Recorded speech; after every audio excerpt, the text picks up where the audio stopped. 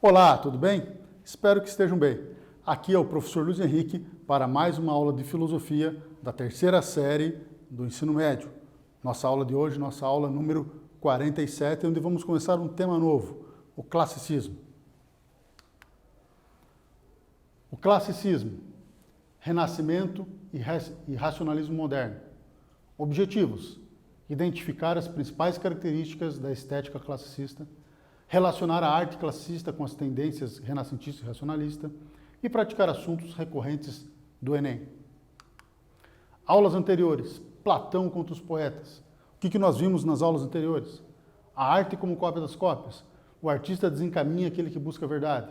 Os poetas não seriam admitidos na cidade ideal. Lembre-se, na cidade ideal. Livro A República, a cidade ideal projetada por Platão durante os 10 livros desse livro. Tal. Então, nesse contexto, os artistas, especialmente os poetas, como Platão fala, são tirados da cidade.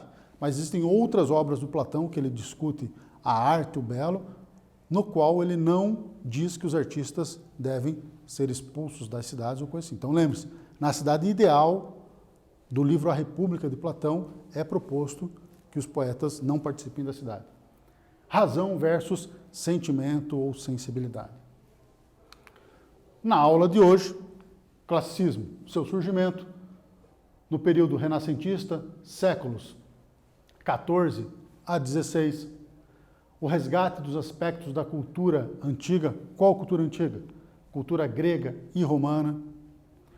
Estética grega, beleza, proporção, harmonia, calma, serenidade e objetividade. Todos os valores que, se hoje todos praticássemos, estaríamos no mundo bem melhor, hein? Exercício 1. Enem de 2011. Então, atenção, esse exercício fez parte de uma prova do Enem, no ano de 2011.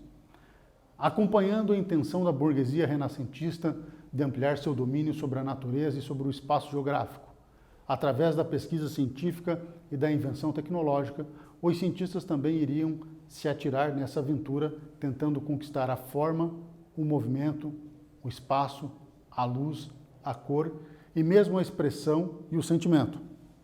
Prestem atenção em algumas coisas. A intenção da burguesia renascentista de ampliar seu domínio sobre a natureza. Então, natureza enquanto domínio do conhecimento científico. E isso marca um rompimento com o conhecimento produzido na Idade Média e o conhecimento produzido lá na Antiguidade Clássica, por Platão, Aristóteles e Sócrates.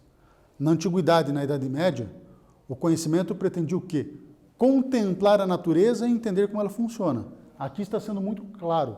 O conhecimento a partir do Renascimento, e principalmente isso fica muito forte na modernidade e na idade contemporânea que vivemos, quer o quê? Quer dominar a natureza. Então não basta conhecer e contemplar.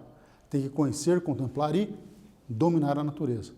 Isso, epistemologicamente, é uma ruptura com relação a como se pensar o conhecimento na Idade Média e na Antiguidade.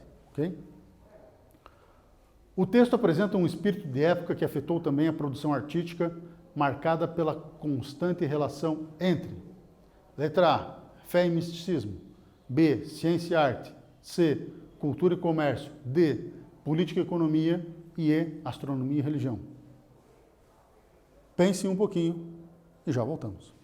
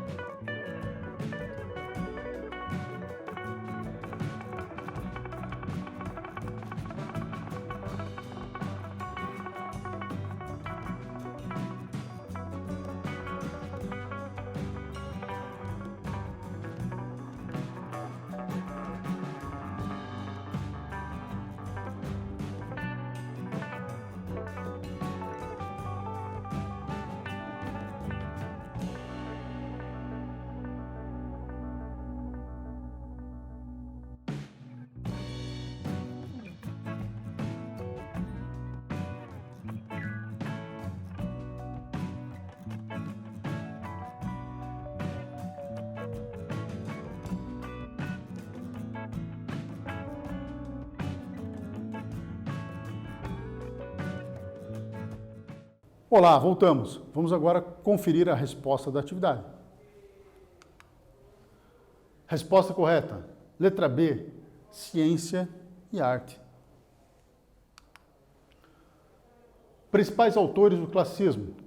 O famoso Leonardo da Vinci. Livros, filmes e várias especulações sobre este grande artista e cientista. Pô, professor, artista e cientista? Sim. Leonardo da Vinci hoje, ele é muito conhecido pelas suas obras de arte, principalmente pelo famoso quadro Mona Lisa. Contudo, Leonardo da Vinci era um engenheiro de mão cheia, tanto que ele ganhou fortuna e conseguiu ter tempo para ficar meses se dedicando às suas artes, devido aos ganhos, e ele ganhou muito dinheiro como engenheiro. Ele fabricava canhões, ele fazia projetos bélicos, ele ajudava em projetos de navegação, construção de navios, etc. Então, Leonardo da Vinci foi um engenheiro de mão cheia. Hoje só se fala do Leonardo da Vinci artista, mas o Leonardo da Vinci também foi um grande engenheiro para a sua época. A engenharia que ele usava hoje está ultrapassada pela nossa engenharia, mas para a época dele, ele foi um grande engenheiro, inclusive um engenheiro bélico, que produzia canhões e outros aparatos militares. Michelangelo Buonarroti, Rafael Sanzio, Donatello, Sandro Botticelli e o nosso querido representante da cultura portuguesa e, por extensão, brasileira, Luiz Vaz de Camões. Aqui, pessoal, nós temos um quadro, que é um dos quadros muito famosos que tem ali, O Nascimento de Vênus, de 1483, do Sandro Botticelli. Vocês olhem aqui a proporção, né? É um quadro que tem como destaque a beleza de uma mulher, Vênus, a deusa, né, do amor, então está aqui, formas totalmente proporcionais, a natureza ao fundo também. Então, como nós já vimos em outras aulas, o Renascimento trazia para a arte, também vimos na aula de introdução à estética, o Renascimento trazia para a arte a questão da harmonia e proporção matemática. Um grande exemplo é este quadro do Botticelli. Características da arte clássica: beleza, harmonia, que nós acabamos de falar, serenidade, proporção matemática, proporção aqui é matemática mesmo, tudo ali era pensado matematicamente para criar harmonia, e objetividade, ok? Aqui nós temos o retrato, o quadro, A Dama com Arminho, século XV, do nosso grande Leonardo da Vinci, que acabamos de falar. Objetividade e subjetividade. A objetividade, perspectiva neutra, proporcionalidade, luz e sombra, equilíbrio, expressão sutil das emoções e um certo desinteresse. Subjetividade, desproporção, ressalta uma figura, excesso, expressão explícita dos sentimentos e, ao invés de ter desinteresse, tem o quê? Desejos e emoções. Pessoal, essa é uma grande característica da ciência e da produção artística do Renascimento e também da filosofia que foi produzida no período renascentista.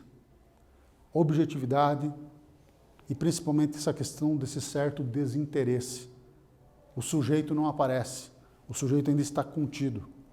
Tem uma intencionalidade do sujeito em toda essa arte, o conhecimento científico e também a produção filosófica, sim, mas ele ainda não é o protagonista. O sujeito vai passar a ser protagonista quando? Na modernidade, um período logo depois do Renascimento, como nós vamos ver nas próximas aulas. Diana de Versalhes. Aqui nós temos uma escultura, certo? Romana, de Leocares, 360 a 320 a.C. Ok? Vejam aqui os detalhes. A arte ainda é recuperada no Renascimento, esses detalhes da arte grega e romana. Ok? Qual que é o grande detalhe? O ser humano. Na Idade Média, o ser humano era o quê? Nada. Conhecer era se aproximar de Deus. ter uma boa vida era uma vida dedicada a Deus. No Renascimento se recuperam alguns valores da Antiguidade Clássica, como, por exemplo, colocar o ser humano como um protagonista do conhecimento, mas não o ser humano enquanto sujeito. Lembre-se disso. Subjetividade não está em jogo. Subjetividade aqui é algo secundário. Estamos no campo da objetividade, mas o ser humano já ganha um destaque. Davi de Michelangelo, uma das esculturas mais famosas que nós temos, mais estudadas, e que mais vocês vão achar informações em livros de história, em livros de filosofia, em livros de artes e também no Google, certo? É uma das esculturas mais estudadas do mundo. Essa escultura é mais estudada por quê? É um exemplo de perfeição matemática na construção da escultura de um ser humano real. Classicismo e o racionalismo. Qual é o vínculo entre a estética classicista e a tendência racionalista da filosofia moderna? Pense um pouco e já voltamos.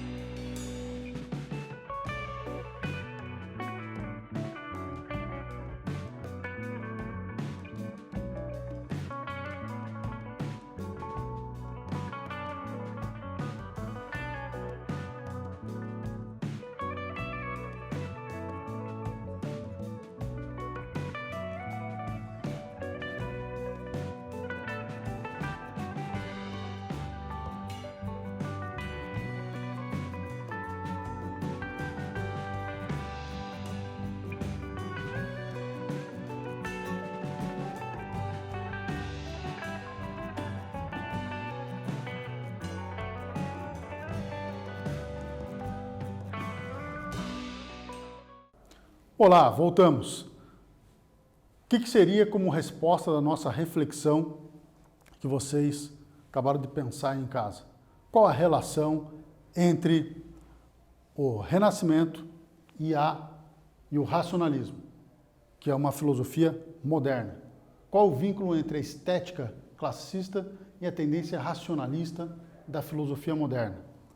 Bem, pessoal, o vínculo é o quê?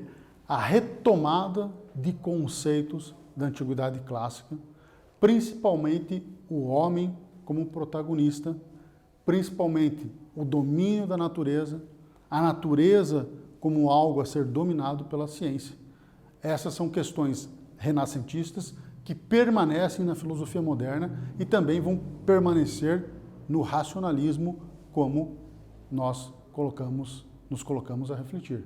Então, filosofia moderna, racionalismo e renascimento. Qual a relação estética deles? Recuperação das obras e dos conceitos da antiguidade clássica, Platão e Aristóteles principalmente, sobre estética e arte. A questão o quê? Da retomada do protagonismo do ser humano e também a natureza como algo a ser dominado. E isso marca há uma continuidade entre o Renascimento e o período moderno que vem em sequência. Vamos agora analisar algumas questões do formato Enem. Exercício 3, Enem de 2016. Atenção, pessoal, um Enem próximo de nós. Então, uma questão que pode aparecer sobre uma nova roupagem nessa prova do Enem. Nunca nos tornaremos matemáticos, por exemplo, embora nossa memória possua todas as demonstrações feitas por outros. Se o nosso espírito não for capaz de resolver toda espécie de problemas, não nos tornaríamos filósofos por ter lido todos os raciocínios de Platão e Aristóteles, sem poder formular um juízo sólido sobre o que nos é proposto. Assim, de fato, pareceríamos ter aprendido não ciências, mas histórias. René Descartes, Regras para a Orientação do Espírito, um clássico da filosofia moderna. Em busca pelo saber verdadeiro, o autor considera o conhecimento de modo crítico como resultado da A. Investigação de natureza empírica. B. Retomada da tradição intelectual. C. Imposição de valores ortodoxos. D. Autonomia do sujeito pensante. E.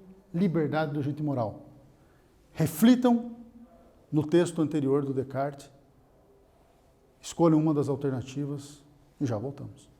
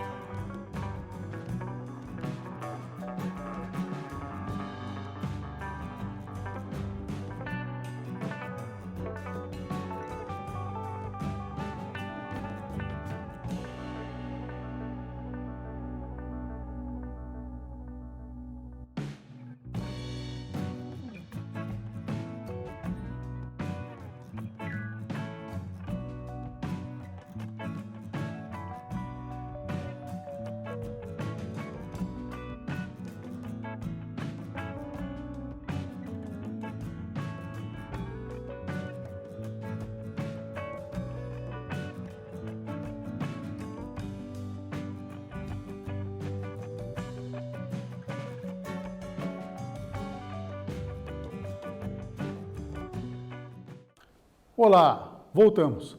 Vamos conferir a resposta do nosso exercício do Enem.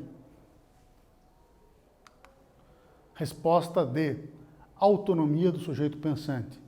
Então, o que vai caracterizar a filosofia moderna é a autonomia do sujeito pensante.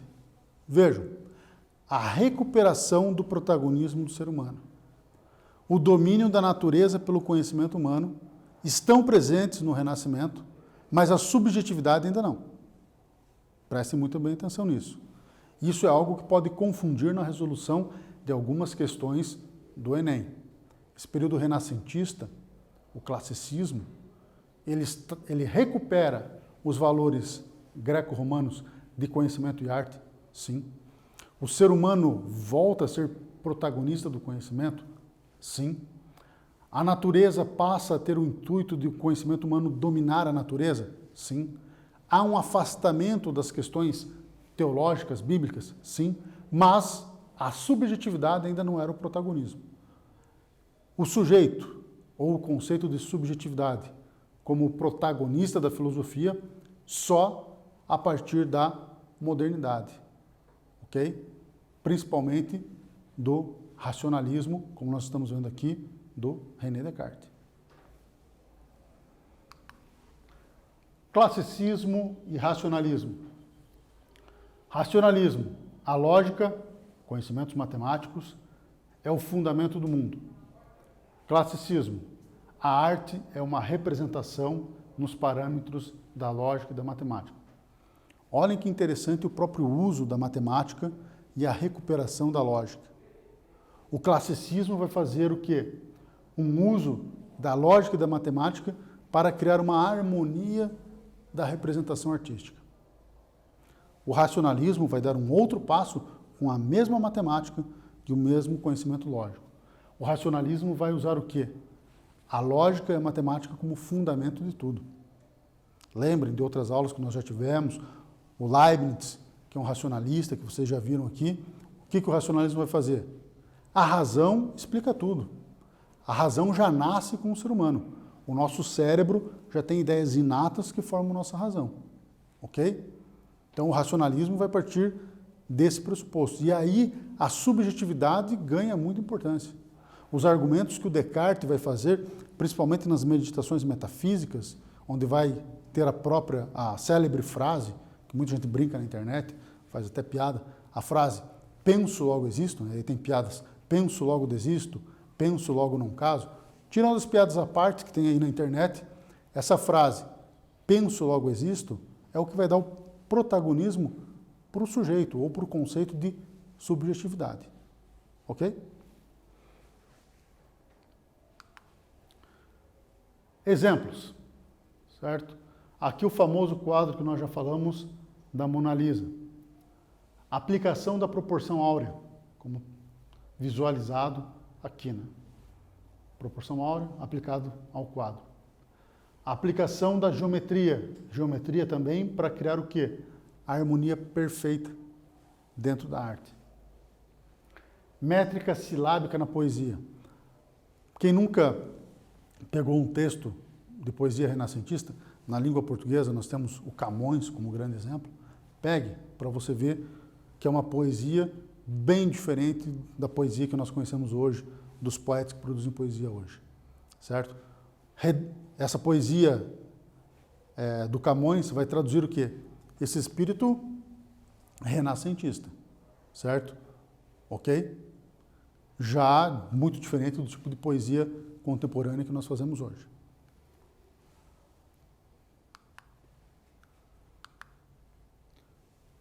Pessoal, muito obrigado e até a próxima.